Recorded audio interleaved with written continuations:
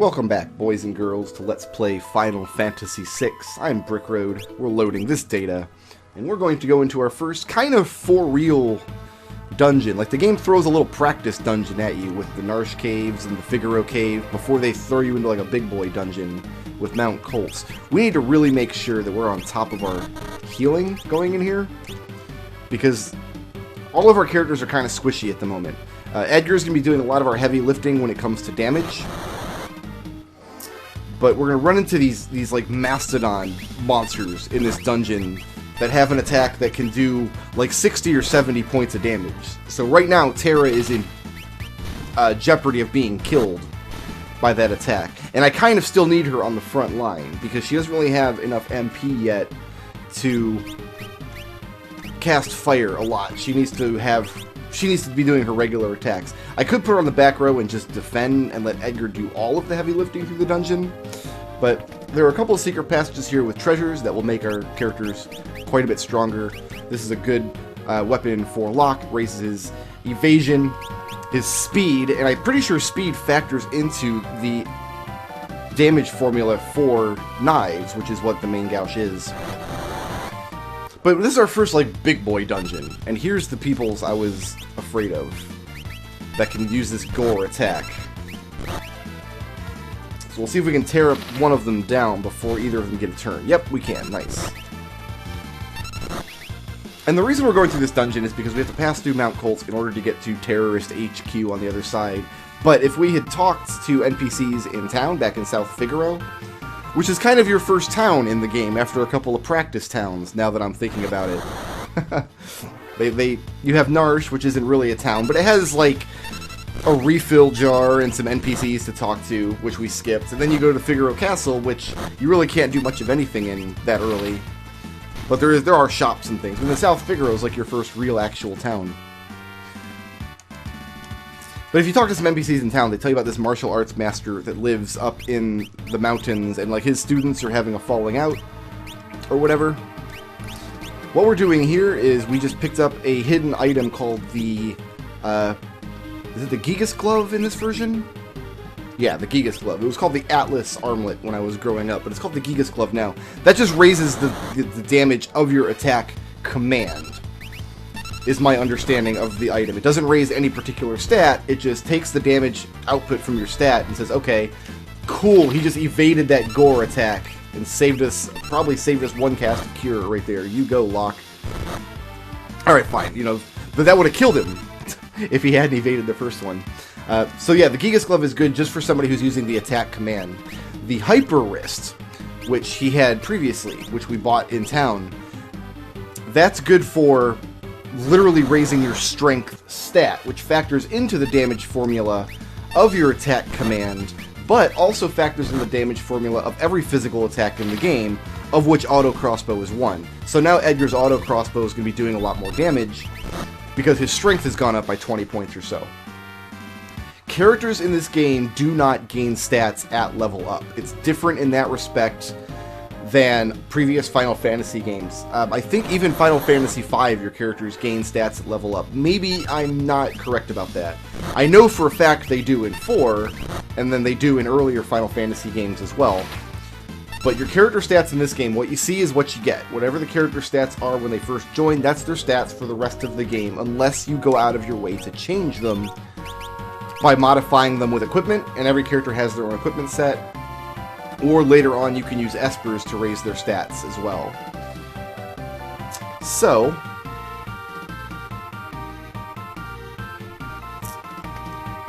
got ourselves a nice little tent here. Hooray. Well, I think we'll actually use that when we get to the end of the dungeon. Maybe we'll just use sleeping bags. We'll just see how I feel when I get there. I don't think this game has tents and cottages like previous games. It's got tents and sleeping bags, where a sleeping bag is basically a tent that only works on one person. It's an HP MP refill you can only use at save points, essentially. So we're gonna get caught up in this whole like martial arts master and his students are feuding thing. Like, that's gonna happen. But we really just need to pass through the mountain, basically. That's what we're really here for. So I mentioned in the last video you can teach everybody magic by giving them espers. We haven't unlocked the ability to do that yet. You actually unlock that ability pretty late in the game, all things considering. That it's like the main game system, and you don't unlock it until 5 or 6 hours in on your first playthrough, probably. So kind of a little too late, I think. But I think it took the decision to do it that late took a backseat to the plot of the game.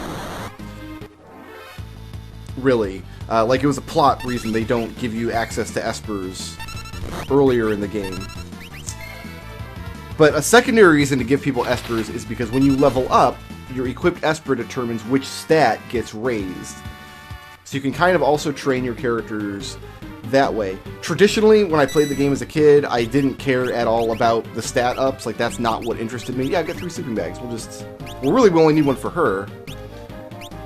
I should have used my spell before using the sleeping bag and then brought everybody to full, but I didn't do that, so she's down 10 magic points, whatever. It's fine. We're down a little bit of mana. We'll live. Yeah, as a kid, I didn't care about the stat ups. It was the magic that really interested me. But I think for this playthrough, we'll probably end up doing a hybrid. Like, certain characters will give them an esper for their stats. Other characters will give them an esper for the magic. But either way, we're not really going to stress it. Whatever characters end up with whatever will be okay by me. It'll be pretty good, no matter how we do. There's some kinds of magic we're going to want as many characters as possible to have. For example, like healing magic, we want everybody to have probably Cura at the very least.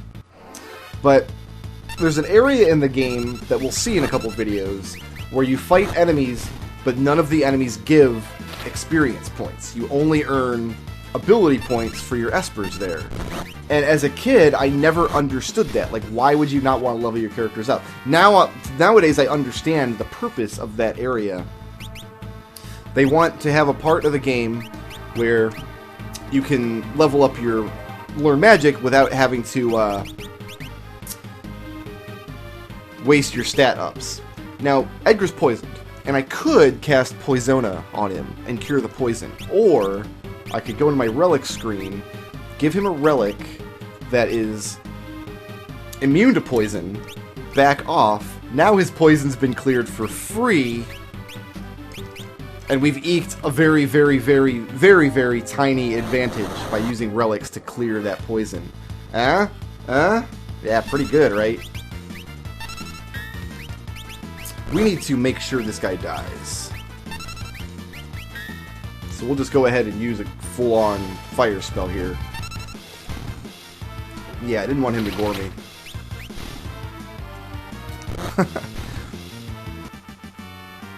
So for characters like Terra, who are magically oriented, like having a wide variety of spells will be useful. Locke, we're going to want to have learn some thunder magic for a particular boss sequence in the game. Edgar, we can probably stick to just giving him stats, but Edgar's kind of an all-round character. He kind of works either way. Whatever you got to do. I probably should be spreading out their attacks. If I had Locke and Terra each hit each monster once, Edgar could probably finish off both at once with the auto crossbow, but I already didn't do that, so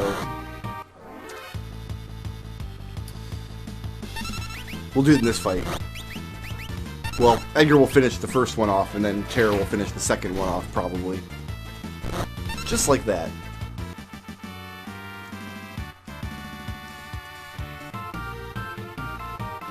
Towards the end of the game, Terra has access to a weapon that basically is its damage. It ignores enemy defense, and its damage is calculated based on her level and her hit point value, and it doesn't factor in her other stats at all, really. So strength for her is not going to be super important. Anyway, we have to kill Ipus. I don't know why they're called Ipus. But we can't even target the bad guy back there until we take care of these Ipus. And look how much bigger than us he is. He's bigger than the bears he brought with him. That's insanity.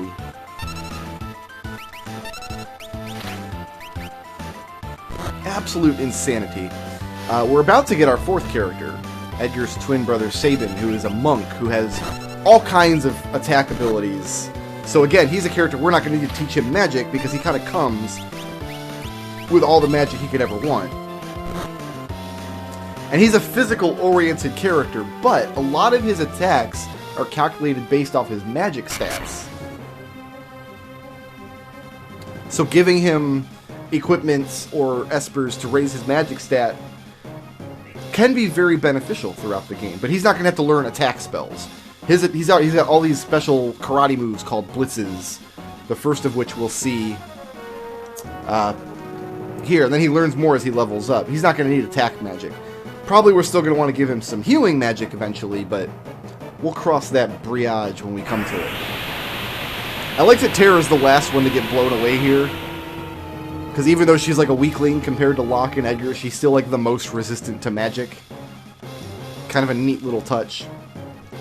Alright, I think we want to do forward, back, forward against good old Vargas here. Let's see how I do on the touchpad, D-pad. There we go, yeah. So the way to trigger Sabin's special moves is you have to do like Street Fighter inputs. Like we did Pummel there, which is a powerful strength attack. And you do that by selecting Blitz, pushing forward, back, forward, and then pressing the button again. And he's got lots of Blitz moves. And as a kid, some of them are difficult to do, because you got to do like a quarter circle forward for one of them. One of them's a full 360 motion. But there's a trick that if you don't know, I will teach you this trick. I'm pretty sure we can put Sabin in the back row.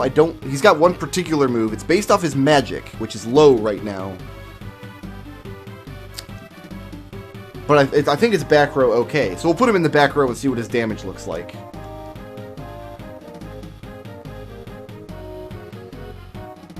But any character you can put in the back row is beneficial because they take less damage from monsters.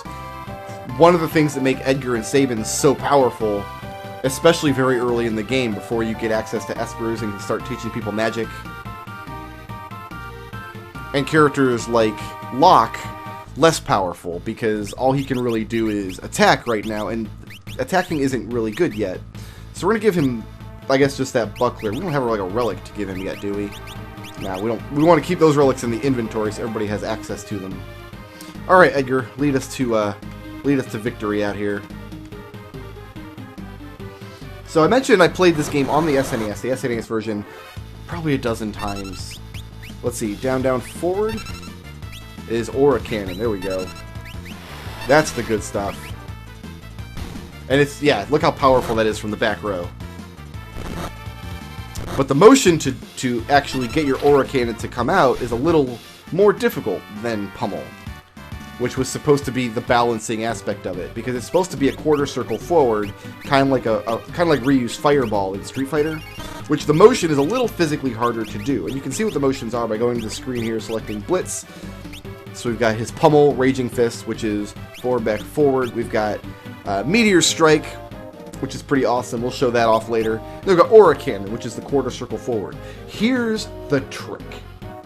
When you see a diagonal arrow on the screen, like Aura Cannon wants down, down, forward, then forward, when you see the diagonal arrow, it will accept either adjacent input. You can to get Aura Cannon to come out, you can tap down, down, forward instead of rolling your thumb to forward.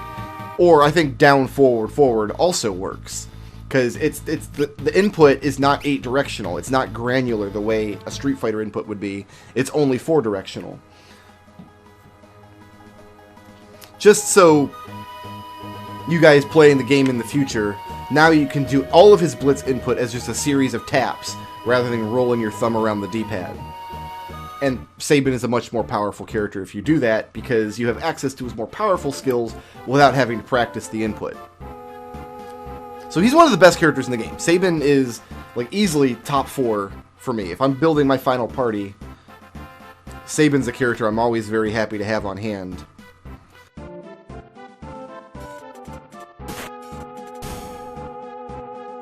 Shoutouts to Bob for sponsoring this video, and to everybody who helps make my channel possible by supporting me on Patreon.